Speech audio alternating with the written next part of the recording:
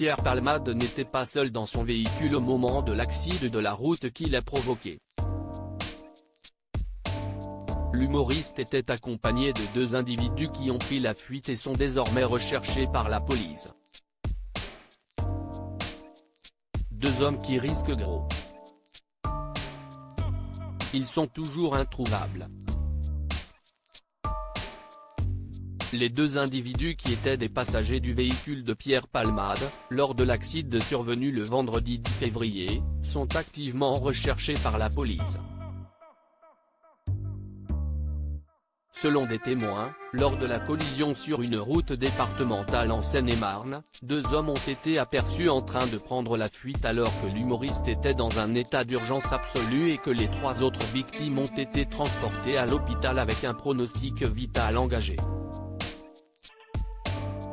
Si la femme enceinte de 7 mois a perdu son bébé en raison de la violence du choc, son fils de 6 ans et son frère sont toujours dans un état grave.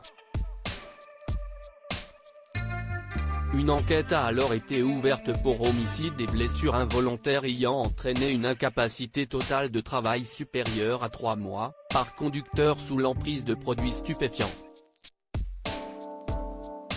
Une perquisition a ainsi été réalisée chez Pierre Palmade et a permis, selon Le Parisien, de trouver des médicaments, du matériel d'injection, dont des seringues usagées, ainsi que des sextoys.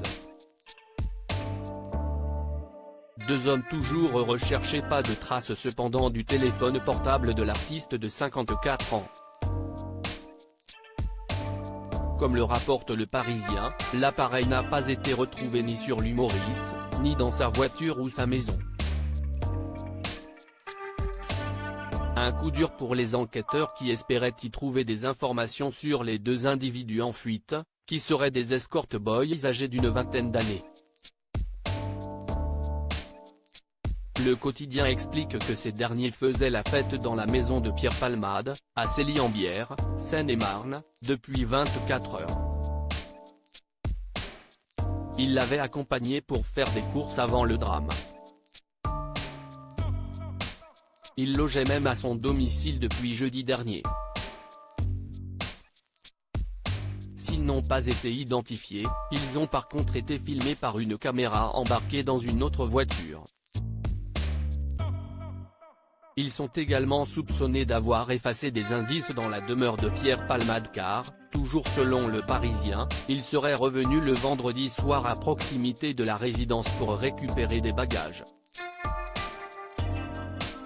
Une piste qui doit être encore confirmée par l'exploitation des images des caméras de Perthes, une commune limitrophe, saisie par les enquêteurs, explique le journal.